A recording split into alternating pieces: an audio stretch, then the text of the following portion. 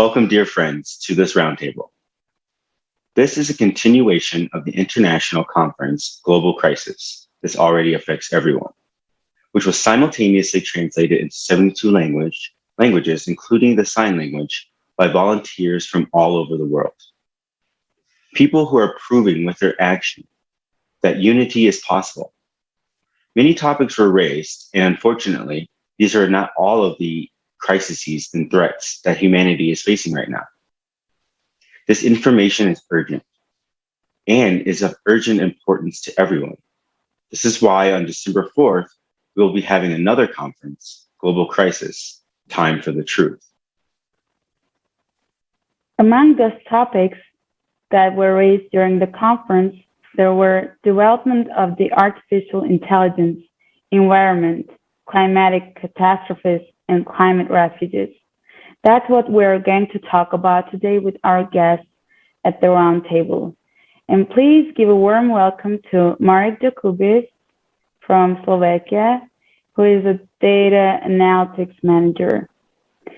And then our next guest is Barbara Mezlikova from Czech Republic, who is a university teacher, and Alharid Yusuf, who is environmentalist and political activist, former agricultural inspector at Ministry of Agriculture and Natural Resources, and David Kruger, who is a high school teacher from Germany. Now we invite you to what do we do about the actualization of the issues raised in the conference.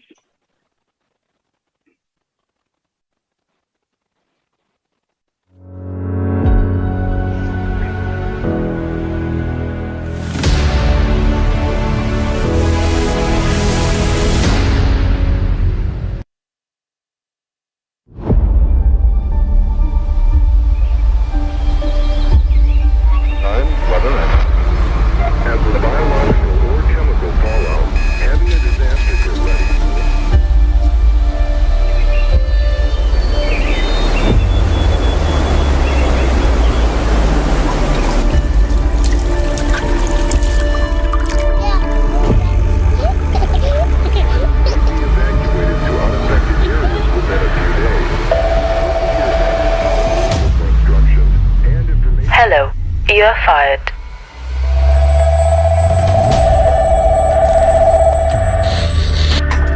There has been a tremendous technical breakthrough in the world. Every day, neural networks are successfully replacing millions of people in all professions. The unemployment rate has reached a critical level. The planet's ecosystem is destroyed. The number of cataclysms is increasing every day. There are no safe areas left on the planet.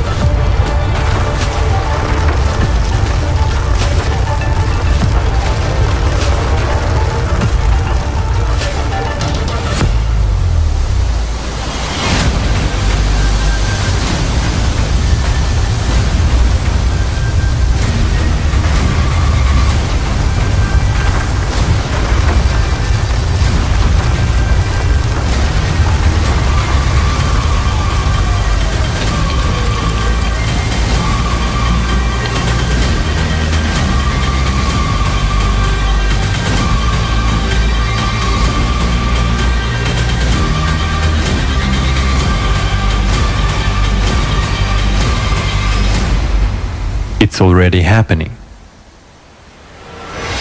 But there is still a chance to change everything.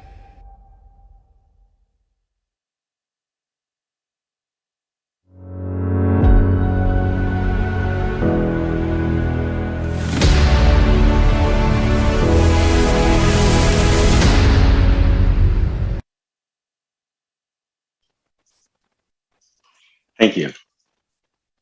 Marek, my first question goes to you. Could you please share your impressions of the conference and tell us how relevant, in your opinion, is it to continue to discuss these topics raised at the conference? Thank you, Sean. Hello, everyone. So I would like to start with usually people when the participants of the International Public Movement Allatra spread this information, they react that these problems do not exist, like they don't affect us. We don't see it in our everyday life. However, on the other hand, as we had a chance to see in the conference, if you put all the facts together and start looking at it, you come to the point where you actually realize that this is really the truth, and this is really happening. And as a human being who earns for his living,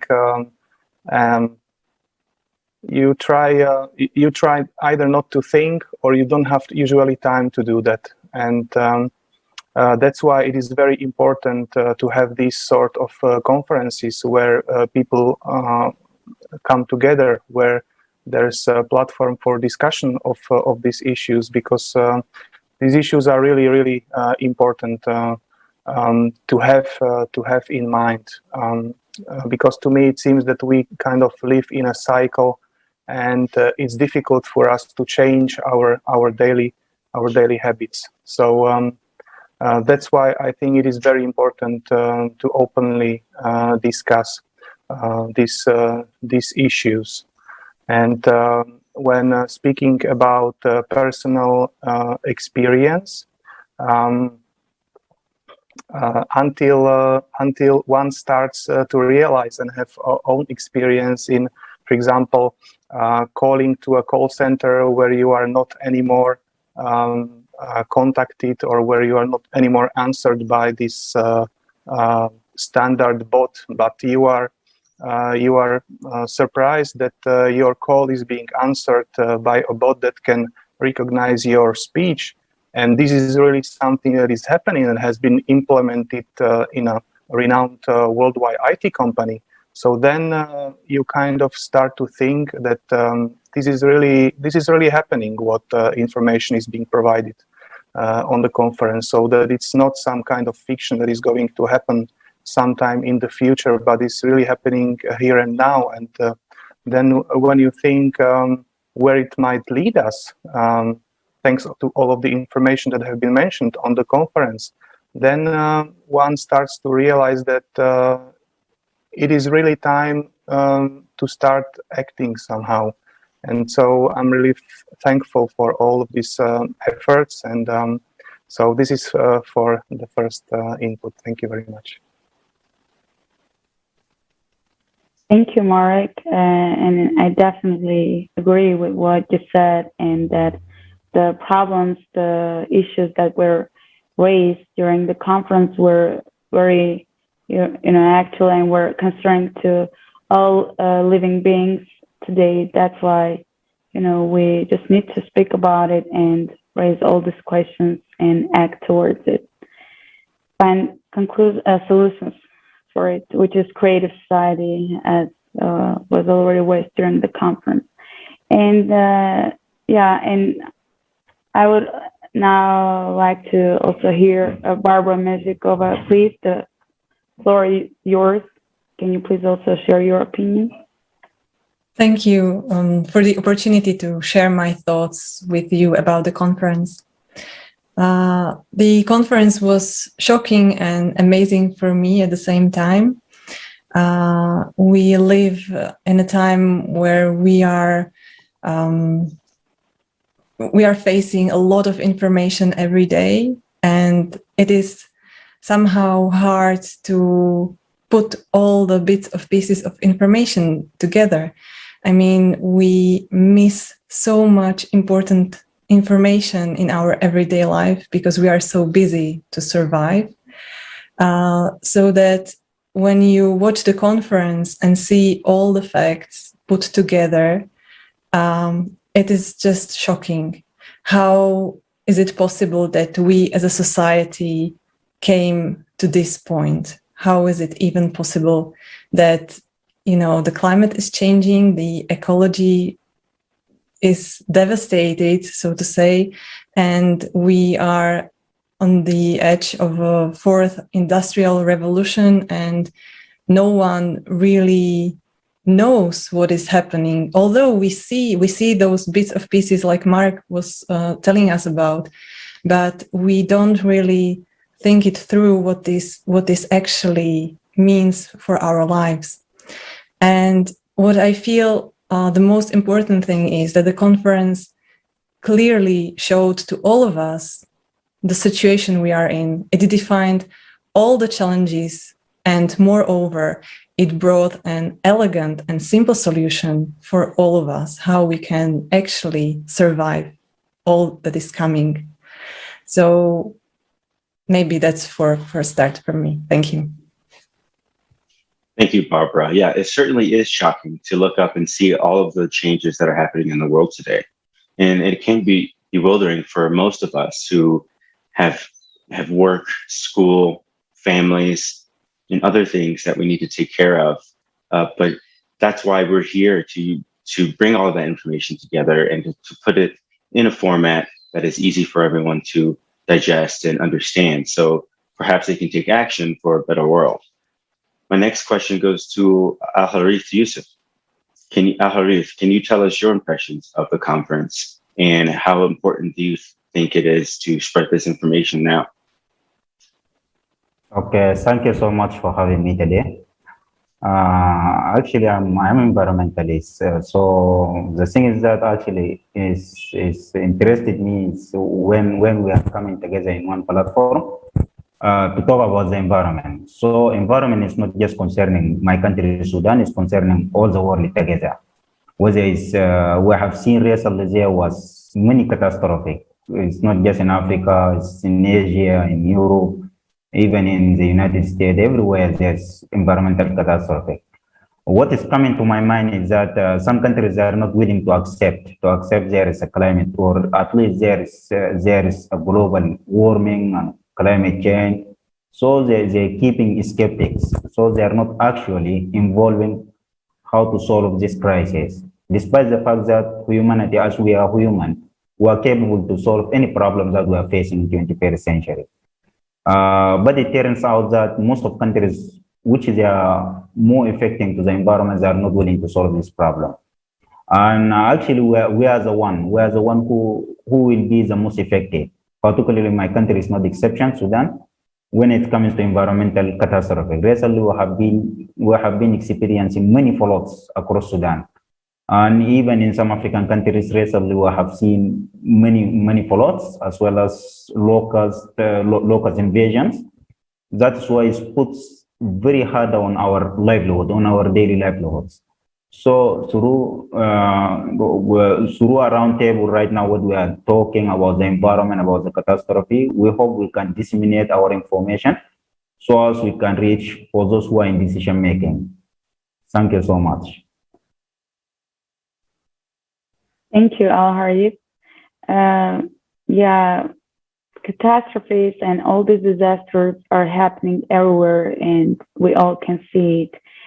And one thing that I also agree with you is that we, the people, are those who make up those countries. And when we come together, when we speak about it, speak about the problem of climate change, and that we want to unite and solve this problem, this is what will also make our countries, our country leaders hear us and act towards it. Thanks for your opinion, for your ideas. And now we want to also hear David Kruger from Germany. The floor is yours, David.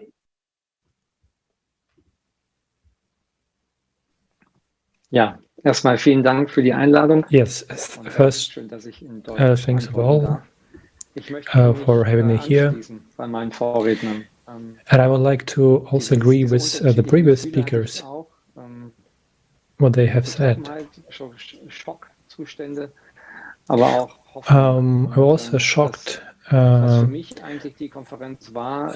these changes, about what we have right now, and I have a hope that for me this conference is actually a turning point. And it's a creative society, and of course previously I was very serious about creative society, but after this conference I understand that it's really the only solution. There is this urgency to talk about it, and actually it really affects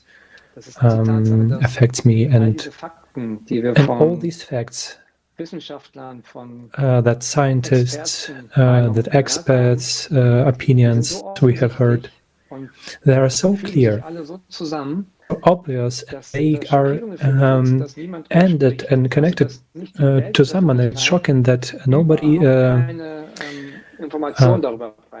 that everybody is speaking the one stream, that all this information. I'm a geography teacher, and when I sit in class, I notice that something is not right. That and of course I heard that people a big factor in this story, but this conference was really a turning point for me, and creative society is our chance. It's really one chance, and for me it was like that we need. It's a positive signal for me. Thank you so much.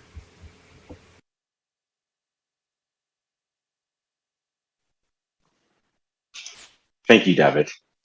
Yes, the creative society is turning out to be really our only solution to the many global cataclysms that are happening every day, and not to mention the social and cultural cataclysms that are also occurring at the same time. The first topic at this conference was the development of artificial intelligence, or AI, and the risks and the possible benefits that it may pose in the future. Let's take a look at this video that goes into a little bit more detail.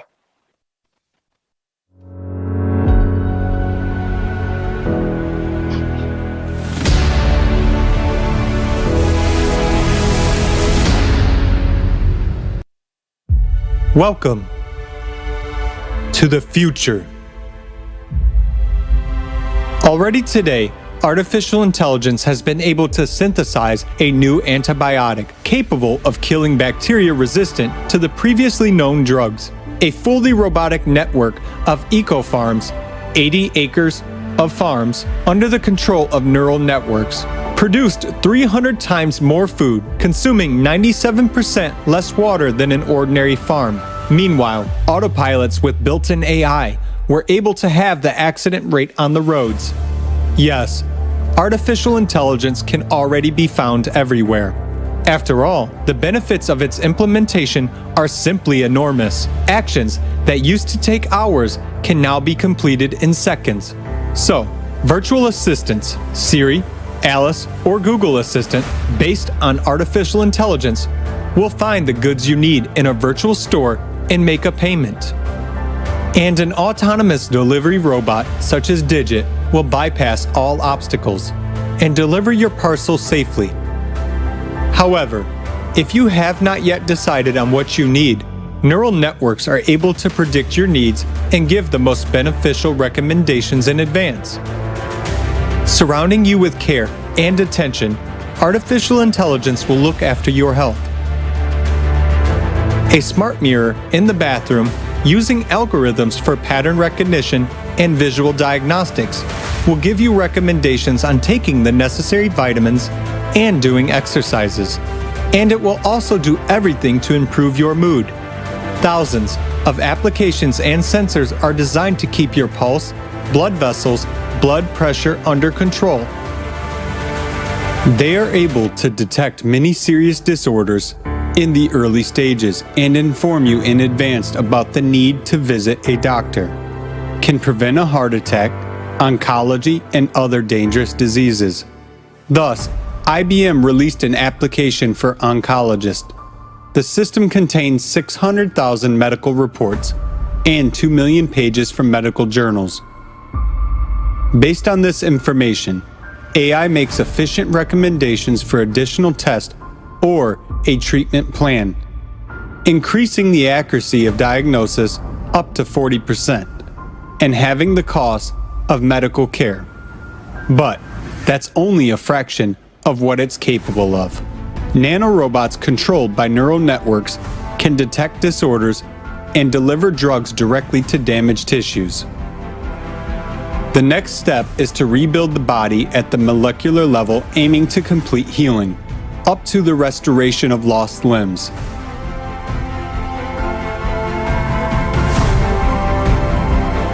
What about trivial everyday issues? Specifically for lovers of careless life, Samsung has created a bot, Handy Robot, with built-in AI. Capable of collecting laundry in the house, loading the dishwasher, setting the table, pouring and bringing drinks. At the same time, smart security systems allow you to block access to the house when suspicious activity is detected. It autonomously notifies emergency services and prevent theft. But that's not all. AI shows outstanding success even in creative fields. It creates paintings, music, films, and even literary works. For example, the artificial intelligence GPT-2 wrote its first play. It managed to create something similar to the futuristic Little Prince at that. Meanwhile, Jukebox from OpenAI writes music with meaningful lyrics and vocals. For poetry lovers, Google's tool Verse by Verse will help you create delightful poems.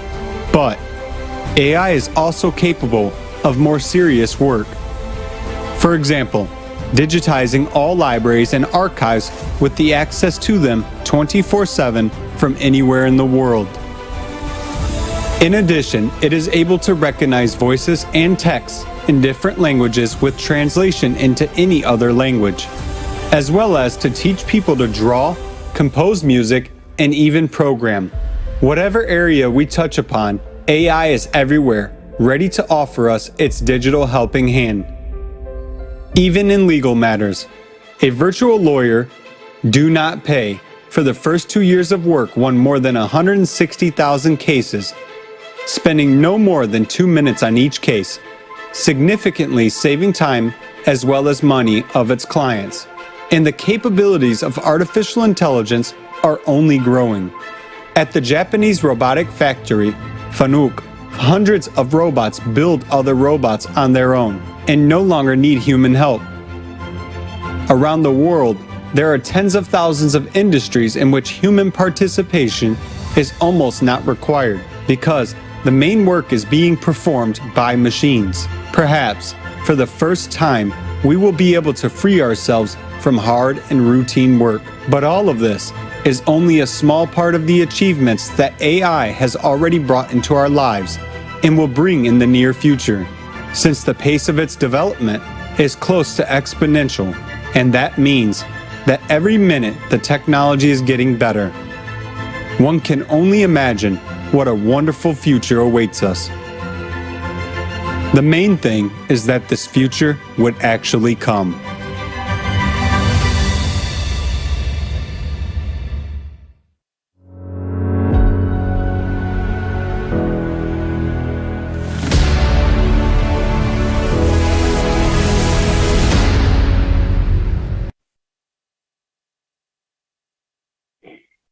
Yes, of course. You understand the scale of development and the prospects for all capabilities. And now we want to talk about just how all is already being introduced everywhere at a great rate. And Mr. Jacobis, we know you would like to share this information as well, since already today all analyzes huge amounts of information much better than entire groups of high-class analysts. And you're an analyst, right? You're a data analytic manager. So we would like to hear your opinion on this topic. Yeah, thank you. So actually, after this conference, I started to think about how implementation of AI could affect my job, among others. And so what we do actually, we are a team that maintains a client's space and occupancy data. And we work with large amounts of data. We analyze them, update them on a regular basis. We use various softwares and tools to do this. And this is pretty a dynamic process where there are constant changes in the data format, in the data, let's say, elements. There are coming new elements. All old elements are going. There are updates to the platforms, etc. And so this requires a whole, let's say, so-called change management process to be set up, where different stakeholders from different, let's say, areas, from IT department, business department, and stuff like that come together on a regular basis, and based on a, let's say, project plan, try to implement these changes within all of these tools. And now, usually due to some basic facts, due to some exceptions, this process of maintaining all of the changes can last from months to some even a year period. And then I was thinking that why is this? And you on a regular basis you have these calls where everyone updates what he has found, but a part of updates he found that they forgot about, let's say, a small element that affects also another downstream systems and stuff like that. And then I realized that if this was meant to be done by AI, by a system that could think of all possible, let's say, aspects and impacts to upstream, downstream systems, and all kind of stuff like that. And this AI would basically fix all of these issues within seconds or minutes for what we need to communicate, long hours or days or weeks or months. And then imagine that I don't know, version upgrade could take place instead of several months. It could take place in, let's say, virtually hours. So here we are. Of course, we can express this in if we are talking in the terms of the consumer society, into high savings, which is of course very attractive for the management, for all of the companies, which basically results into a layoff of staff that will not be anymore needed, because AI will replace all the functions actually within this chain. So this really is affecting us, and it is affecting us already today, because we can see that now everyone is talking about savings. Everyone is talking about how we could optimize things. Usually by optimization, managers mean getting rid of the people, but automating. If you take, for example, very simple example, if you don't use macro, you can work with an Excel spreadsheet for hours. If you apply macro, this process will be shortened to minutes, and this saves a lot of time. And so this, when we are speaking from the human point of view, this can really endanger the situation and life of not only of the employees, but behind all of the employees are the families, are the kids. So this can really result into significant issue. And if we think that this is going to happen sometime in the future, in 20-30 years, I think this is not true, and this is already being applied today. So this is what I wanted to share at this point. Thank you very much. Thank you, Marek. Indeed, artificial intelligence has a great potential, but with that potential also comes the potential for negative consequences. As you mentioned, if a corporation decides to replace its staff with an artificial intelligence to achieve the same result in short of amount of time, they will of course save money by laying off their employees. However, like you said, the implications will be sort of a cascade, in that the people who are laid off will now have to find another way to support their families, and that will lead to other issues. Let's move to Barbara Mizlakova. It's become clear in this conference that the teachers, as well as IT specialists in 95% of professions, could be replaced by artificial intelligence. As a teacher, Barbara, what do you think about this? Are you ready for this? And in general, is our society ready? What will happen in such a case when all people lose their jobs and are replaced with robots? Well, thank you for the question. First of all, I think none of us is prepared for something like this, because I think the first reaction is, it's not possible.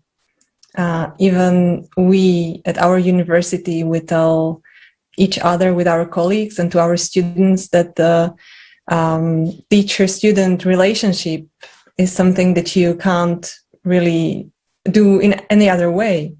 But, the reality shows it's the other way around, because the AI has something what we as people don't. The AI can individually serve to the needs of each student, at the same, working at the environment of the classroom, at the instance. So that's something what I can't really compete with. Also, what I think it's interesting, all the foreign languages, you don't really, you don't really will have to learn or study, because the AI will be able to support you in this way. Also, me as a person who is dealing with Japanese society, we know that Japanese society is a leading expert in robotics, and in the Olympics in Tokyo, there was introduced this robot at the basketball game. I'm sure you saw this. There was this robot operated by the AI. And, when I was watching this video of this performance, I was asking myself, okay, so is this developed just for our entertainment? Is this the reason why so many people are investing their time and, the money is flowing this way so that we are going just entertained? And I think many people, when they hear about the AI and about the fourth industrial revolution, they somehow feel like, no, this is not the right way we should as a society go. There's some kind of a fear of something unknown. The trouble is, the AI is coming whether we like it or not. And the question is, why do we have this fear? It's not the fear of the technology itself. It's the fear from something else, because we already have an experience that our society brought some new technologies or new solutions that at the first glance looked really great, but in the end, they were harming to the people, to the everyday life. The life in the end was harder. We needed more money or more time to cope with the new situation. And so we tend, when we hear about those kinds of new situations where we don't have the experience with, we tend to recall this historical experience we have. And we ask, so where is the catch? It sounds so great. It's not possible. It won't harm me in the end. The trouble is, the tool itself is okay.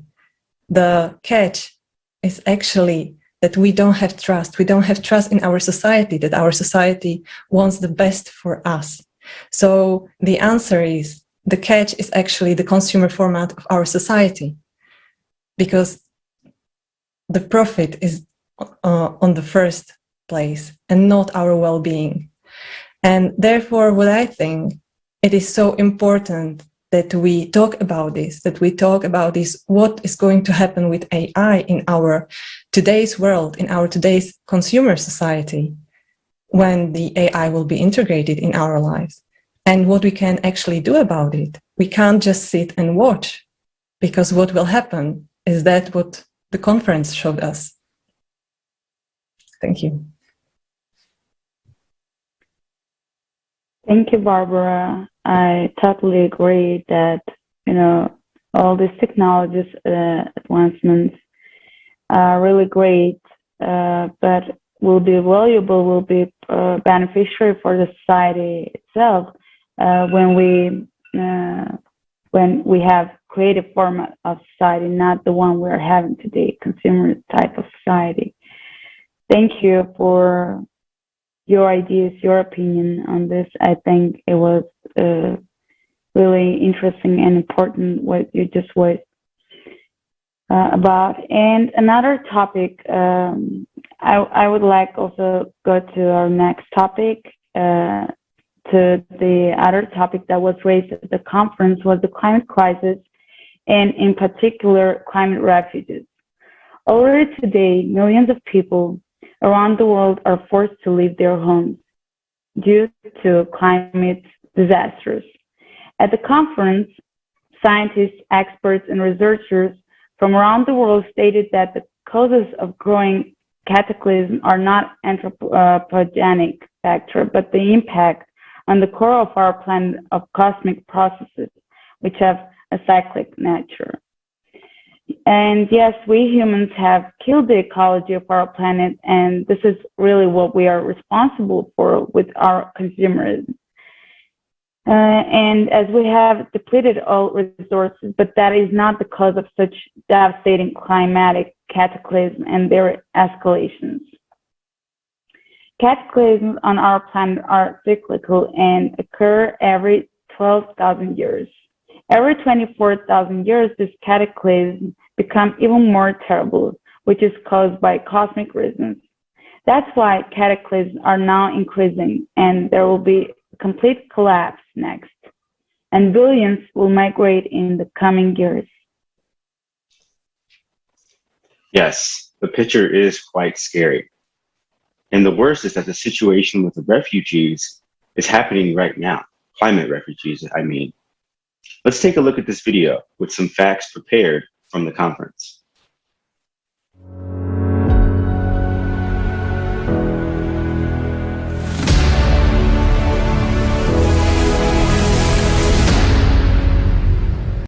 Have you ever thought that there might be circumstances when you will suddenly have to leave your home, your apartment, or your town?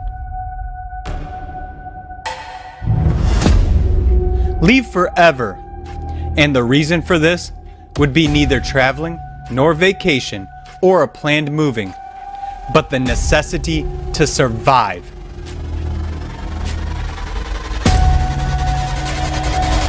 Refugee. You have probably heard this word from the news. But have you ever thought that sooner or later you may become a refugee yourself? After all, climate disasters know no borders, social statuses, or schedules. In 2020 alone, 82.4 million people were forced to leave their homes. This is equal to the population of such countries as Germany or Turkey. This is more than the population of Great Britain or France. Refugees are people who are fleeing a deadly threat. But today, there is no place for them to run to. Their lives are exposed to danger and risk wherever they get to. Among them, there are millions of people, climate refugees, who have no protection of the law. Neither the Refugee Convention nor the international law oblige countries to accept climate refugees. On January 21st, 2020, the UN Human Rights Committee ruled that countries cannot send people back to their home country who have faced climate changes. It ruled, but actually rejected the world's first complaint filed by Loan Tessiota against New Zealand, which violated his right to life by being deported to his home country of Kiribati. After the deportation of Loan's family, one of his children suffered from a serious case of blood poisoning. Climate refugees are one of the most disenfranchised categories of people. The laws of many countries provide for penalties regarding inhumane treatment of animals, but they give absolutely no protection to the people who miraculously survived a natural disaster and ended up on the street without means of sustenance. Every day, one child dies among migrants or refugees. Mark Lowcock said, "I'm getting daily reports of babies and other young children dying in the cold." Imagine the grief of a parent who escaped a war zone, with their child only to watch that child freeze to death.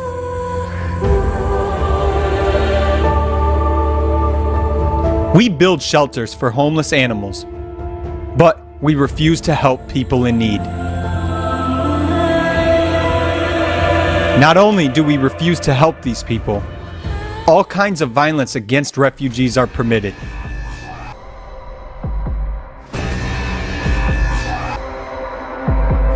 Many countries began a containment policy, trying to prevent refugees from entering their territories at all costs. According to the UN, thousands of people were pushed back by the border control authorities in Europe using violent measures. The pandemic worsened the situation for refugees. According to official information, tightening of border crossings did not let hundreds of thousands of people leave zones of armed conflicts, economic crisis, and environmental disasters. Meanwhile, the number of business trips abroad remained practically at the same level. Since 2015, border violence has become more sophisticated. Moreover, since 2020, the number of tortures has increased compared to the previous year. A special report prepared by Border Violence Monitoring Network on tortures in 2020, analysis data from 286 testimonies of violent pushbacks, prolonged beating for up to 6 hours at a time, police dogs being released and encouraged to attack, forced undressing, the burning and destruction of clothes, and forcing people on the move to cross borders in a complete state of undress. Groups of up to 80 men, women, and children were forced to undress completely and placed inside the detention room. Severe beating and throwing victims into water, resulting in their disappearance. Here are just a couple of quotes from the victims. They even fired shots close to our ears for the purpose of intimidating us. They didn't ask us anything, just started the beating. We had mayonnaise and ketchup in our bags, which they rubbed on our wounds. In December 2020, the Black Book of Pushbacks was published. A 1,500-page book documents the horrific violence suffered by over 12,000 people at the hands of authorities on the external borders of civilized European countries.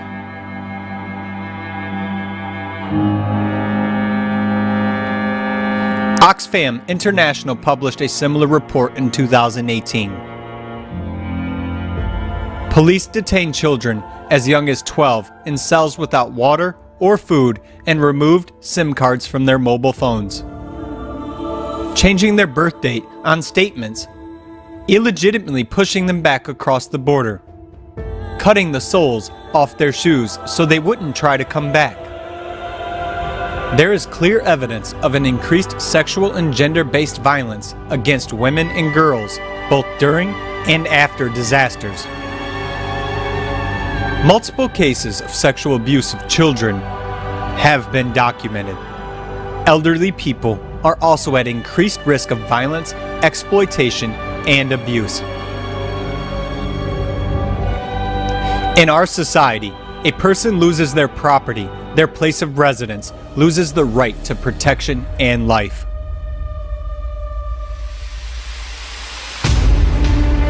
Refugee camps have appalling conditions. Fabrizio Carboni, Near and Middle East Regional Director of the International Committee of the Red Cross, says about the refugee camps. Tents plagued by rats, water sources contaminated by feces, and inhabitants suffering from tuberculosis, scabies, and post-traumatic stress. Hundreds of children, mostly boys, some as young as 12, are detained in adult prisons, places they simply do not belong. These are the realities of our consumer society we live in. Considering the trend of escalating climate disasters, are you sure disasters won't come to your home tomorrow? Are you prepared to be in those people's shoes? Or shall we change things together? Nobody values human life in a consumer society. But in the creative society, human life is of the highest value.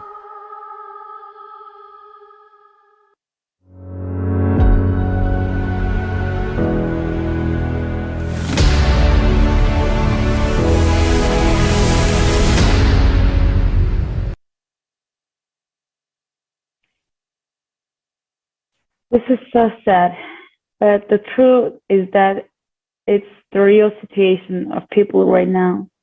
You can clearly see the inhuman format of our society. And Alarit Yusuf, we would like to ask you about the climate situation in Africa right now. And does anyone care about people who are victims of climate disasters, the climate disasters that you also mentioned before, earlier? Could you please share this with us? Actually, thank you for the second time. What I would like to share with you is the global system has been built in just few countries. Particularly, for example, the United States pollutes over 25% of the whole pollutes of the globe. And the United Nations, which is supposed to serve everybody, right now cannot do anything. I will not agree more than the former Secretary General of the United Nations, Ban Ki-moon, when he says that we don't have Plan B, because there is no Planet B. We have only one planet, so we need to take care of this planet Earth. What we have seen across Africa right now, we are completely we are not the one who is contributing to this crisis, but we are the victims. And the countries, the developing countries, they are not willing to participate. They are not willing to participate in order to solve this problem. Let me get back to the point that you raised about the artificial intelligence. And artificial intelligence sometimes is very, very effective. It can solve our problems. For example, right now here in Africa, we do have sub-Saharan African countries. We have extreme climate weather, which is extremely hot. So we can use, scientifically, we can use these robots in order to plant trees. So we can develop these robots in order to solve this problem. And secondly, we can use even robots in order to explore or to do some exploration in oceans, because we have plenty of resources. So we need to use resources that is environmental friendly. The third thing is that we can get resources even from extra planet. We can get our resources from other planets. So we can develop robots that can benefit our human needs without affecting our planet Earth. So we need to keep these resources. We don't need to deplete these resources as much as we could. We need to serve for the next generation. Even if we exploit these resources, we need to exploit it in the manner that it doesn't affect our daily lives. So what I would like to say right now is Sudan, for example, the countries that I live, it's extremely affected by the desertification, and we do have some villages that people they can no longer go back to the villages because why? Because the sun or the sun encroachment has completely covered their areas. And the second reason is that most of sub-Saharan African countries face is armed conflict. So the armed conflict, the main reason of armed conflict is it is drought, because most of drought is caused by the global warming and many of climate changes. That is why those who are used to live or herding camels and cows, they can no longer be in the position or in the place where they used to be. That is why they are moving somewhere else. Whenever they move somewhere else, they find another people. So that is why clashes always comes. When you see, for example, the conflict in Sudan, in Darfur, for example, the conflict in Chad, even the conflict in Boko Haram, for example, in Nigeria, in northern Nigeria, simply because the resources, the depletion of resources and the desertification, so that's why they cannot live there. That is why they move somewhere else. I'm always focusing on how can we solve as humanity, how can we solve this problem? As far as we have all the technologies are there, all the resources are there. Mankind right now, they have plenty of resources. So we need to use these resources in the kindly manner, in the right way, so as they can benefit all, not just for few countries. No, we need to share all the resources so as we can, because whenever it affects Africa, it affects Europe, it affects United States. Recently, we have seen the COVID, for example, the COVID pandemic, which is affected everybody. Despite the fact that how much money you have doesn't matter, you are also vulnerable. So that is why, in terms of vulnerability, we need to use these resources so as we can all live in peaceful way. Thank you so much. Thank you for sharing that, Haris. And indeed, the situation is quite sad in Africa, in all over the world, because human life is valuable. However, it's taken a backseat to profit. And we can see that African countries are not prepared to face these climate disasters by themselves, as you mentioned. There needs to be cooperation and intervention from other countries to really address the issue. And also, we can see that climate disasters only increase internal conflicts within Africa and abroad. And what is the situation in Germany? Recently, they were under devastating floods that had immense damage in a couple of towns and municipalities in Germany. David, what can you tell us about the situation? Ja, vielen Dank. Yes, thanks so much. Zunächst mal muss man sagen, dass die Deutschen Yeah, first of all, we can say that Germans have a feeling that they have everything under control. Everything that is happening, it's only local, but the big environmental damage and big tornadoes, so we have it in our climate zone, and there are not moderate and not medium, and we see that within these few months people have felt that these natural disasters, these extreme events can also happen in Germany, and now very often. And what I've observed that really shocked me, that you see that people not prepared, not only people were not prepared, the civil protection was also not prepared, policy, police was also not prepared properly, and a lot of people died simply because they have not information that this cataclysm will come, and we simply need to act, because human's life that should stay on the first place, and actually the complete situation was completely underestimated, and of course we see that it should be actually this industry nations like Germany or USA and or European Union, they always talk about that people have similar chance, but all these important that we have, the politics and the scientists, and that we need to think about this climate thing that are happening in Germany. It's really without few hours, so much water came, and the complete houses were just completely washed away, and that's really something is happening, and population was really not prepared for that. And actually, we see that for a long time all these storms and everything that's happened, and Germany, really industrialized country, was not prepared for that. That's and that's also in this development stage, and it's developing it again and again. And this shocks that this format that people, they have other priorities, and the press is also not talk about it. And we also see that fortunately people survived, and everything.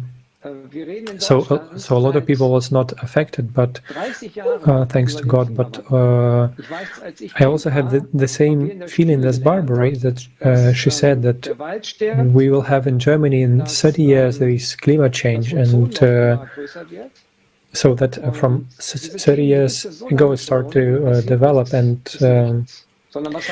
what we learned in the school, that the forest dies out and the ozone layer will become more and more. But and these topics are always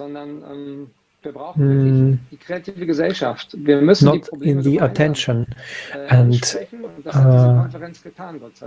and fortunately these conferences, they make it in points, these topics, and make it open, and we really need to perceive these problems seriously and prepare for them. Thank you so much. Thank you, David.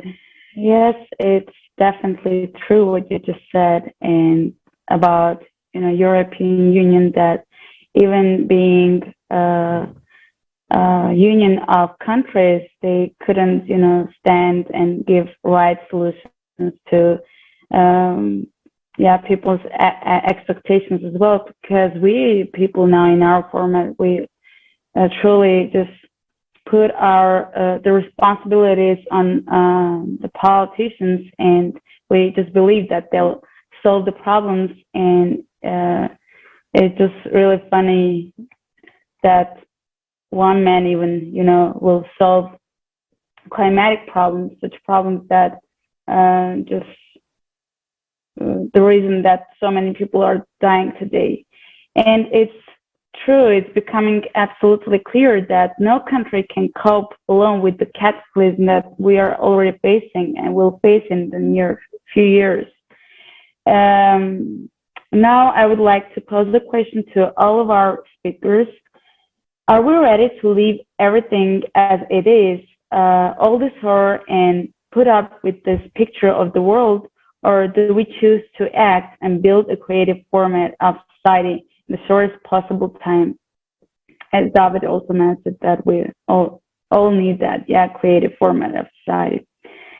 A format of humanity where the value of each person's life comes first, not money and profit as it is now, but life. Globally unite all the people on the planet, unite all the scientific potential to overcome all these crises together and banal survive. And the question is, what actions must be taken right now? And Marek, please, the floor is yours. We would like to hear you first. Thank you very much. I was with particular interest listening to our co-speakers, and I would also like to share my opinion about this. And one of the issues that we are facing today is that media is being used as an instrument for people's division. And I would like to introduce a small example here in Middle Europe, where we've got, let's say, prevailing Christians, I mean Christianity religions. We got served from the media, but not only from the media, but also in social networks, let's say, kind of a negative attitude towards all of these refugees that in most of the cases are shown to be coming from Islamic countries. And I can see this as a really an issue, because if something, some catastrophe really happens, and it will happen, as the scientists already stated and proved, a lot of people will be migrating, and no border controls will be able to stop millions of people that will be migrating. And if we remain in this position of hatred towards, let's say, representatives of other religions, just because someone calls God not God but Allah, this can lead to a disaster, and we will suffer, they will suffer, everyone will suffer. And what I wanted to say, that based on my personal experience, every time when we either were traveling into Islamic countries, or every time we met in our home country someone from Islam, these people behave totally different from the way that we are told in the media. They are friendly. You find out that they have got feelings, that they love their families, that they can have fun, and that we have got so many things in common, that there's some kind of dissonance with what is being heard from the media. Of course, there are people who do violence on that side, but aren't there people who do violence also in our countries? And so one then thinks that this is not about kind of religion or anything. This is about either supporting the good, which is in every of us, or supporting the bad, which is in every of us. And so I think, and this also should answer this question, first thing that we need to do is, and this can be done, this needs to be done by everyone. We need to think of, is it really true what the media is telling us? Is it really true what we are being presented? And aren't we people all the same? And am I not going to be in the role of the refugee coming to another country? And this is something that we don't think of, that this can also affect us, that I will be forced to take my family and go to another country where maybe there is another religion. And what if these people in these countries are negatively set towards, let's say, the religion that I have? So I think the first thing that we need to do is kind of, I don't like to say the word re-educate, but kind of realize that we are all the same, and these people that are forced to leave their countries where I can imagine that they would love to spend the rest of their life in, but they are simply forced to leave the country because of the conditions. So we should change our attitude towards them, and I think this is the first step. Start seeing a brother and sister in anyone, no matter what skin color, no matter what religion this man has. And I see a very good contribution in all of these activities that the International Public Movement ALLATRA does, where there are representatives of all religions, all cultures, all countries, and the cooperation of the participants just proves that it is possible to cooperate, that it is possible to love one each other. So this is something that I think that we should be doing before these global cataclysms come, because after they come, I don't think that we will be able to do anything. Thank you very much. Thank you, Marek. And not only is it possible, but it's necessary, like you mentioned, in order to effectively address the global cataclysms that are facing humanity. We must love each other as brothers and sisters, and look at each other with sympathy and empathy, and not discontent or anger. Barbara, I'd like to ask you, how important is it to be proactive right now in order to build a creative society as soon as possible? Yes, it's incredibly important,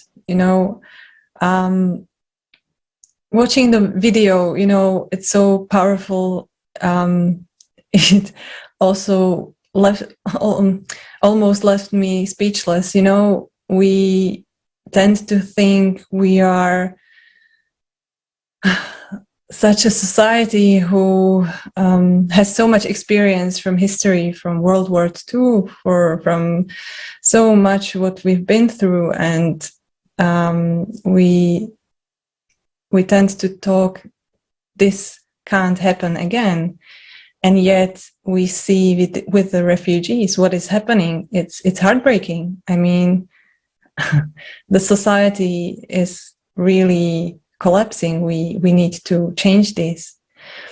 We are forced by our format of our society to live such an egoistic way of life. We are left in a situation where it's me, where I have to take care of everything because no one else will. No one will help me, not the government, not anyone. And it's me that I have to take care of my family. So I have already enough on my plate. So why should I help anyone else? Why should I be interested in what is going on in the world?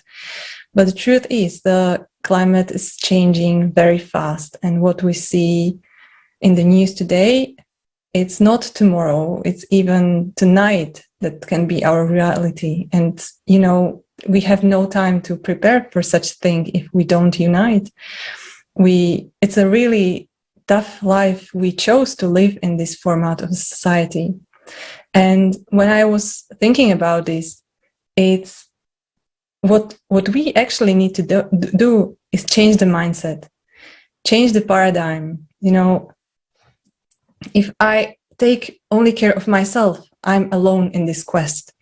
But if I change this mindset to I take care of the others, suddenly there are so many who are actually taking care of me.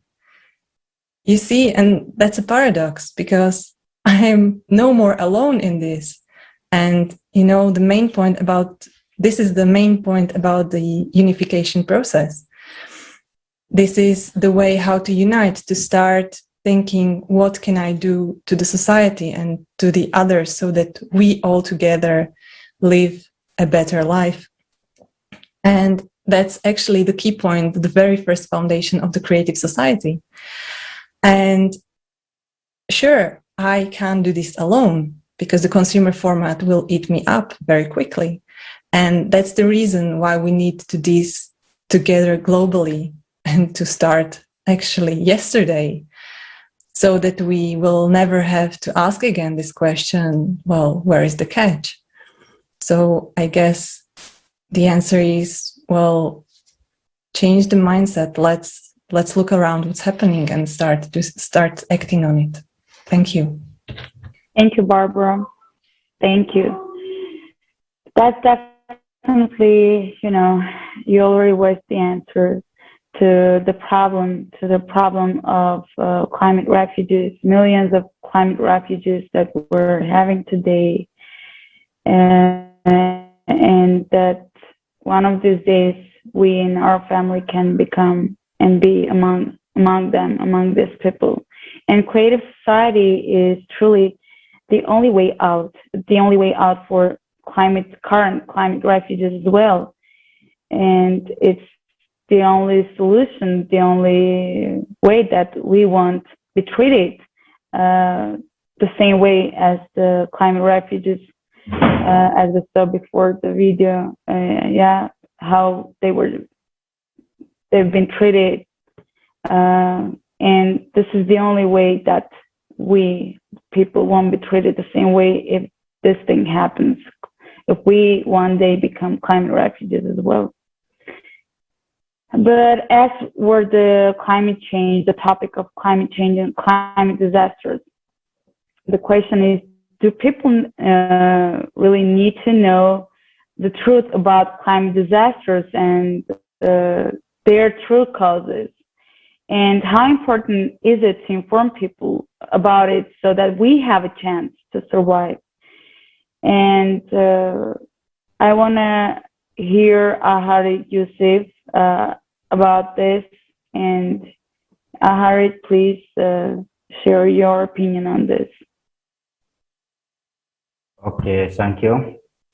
Actually, what I'm thinking is we need, for example, to build systems, particularly here in Africa, where for example, African Union has come up with some draft. So in 2007, it puts some plan about the Green Belt movement. Green Belt is it is reforestation. It is start from Far East African countries from Djibouti up to the Far West African countries, Senegal. So this can solve a little bit problem of climate change impacts. So we need the same thing to be happen around the globe. Whenever it's in China, Chinese also, they have been planting plenty of trees. So we need the same initiative to be done it simultaneously in everywhere around the world. So because this initiative or for example, initiative like this is brings all communities together in area of planting, celebrating, cultural interactions. So we need such activities. And moreover, we need the global to understand that whatever problems happens in Africa, it happens everywhere, or it affects you. The good example is that we don't need, for example, our youth to go to Europe or to refugee to any to other countries. We need them to stay here. But how can we make sure that they can stay here in Africa unless we need to have common share? We need to have balance. The global system right now is very injustice. So you can find only 4 people in the world have resources of entire African countries. So this absolutely we cannot have global or the world that we need. We need some countries, yes, to have regulation. We need to have regulations so that we can have access for fair sharing of resources, whether it's in land or whether it's in ocean or even on the other planets. Because right now many countries are going to the planet. Right now the entire continent of Africa, we're still on Earth. So we need to have this scientific things so as we can share our knowledge, we can share this can feel as whenever we develop, so you as well, you will develop. So, but whenever we affecting from climate, from disaster, catastrophe, whatever we are going through, so it's definitely affecting you there in Europe and the United States, in Asia. That is why I am absolutely appreciate the international public movement, Alatra TV, because always brings people from different perspectives, from different worlds, so as we can share our knowledge. And at the end of the day, we need to transit or at least to disseminate this information around the globe, so as we can understand what the consequences that we are facing and what the world is that we are hoping all of us to have together. And thank you. Thank you, Al-Harith. Absolutely. We all need to come together and cooperate in order to fix these issues. It's truly a multifaceted, complex issue of global cataclysms, and truly the only solution is unification. I'd like to pass it back to David. David, how critically important is the cooperation and consolidation of all people and the global unification and building of a constructive society throughout the world in a peaceful way? What can each person do right now to make this a reality, make this happen?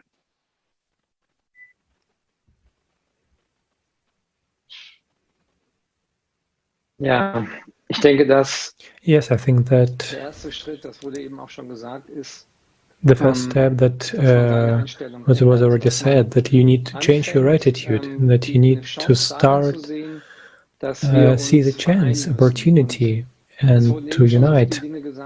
We have to unite, and probably the next thing that we need to do is really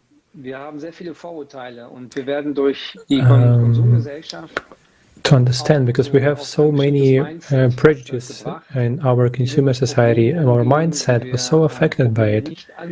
We have a problem that we don't want to deal with. We thought that someone else's problem is not my problems. So these problems are not to myself, and it's just push it to the side. And I think that by this understanding of information, the people have a really thirst for the truth. And you clearly see it in Germany. It's really noticeable that people start to understand that something is wrong, that they start to seek the truth.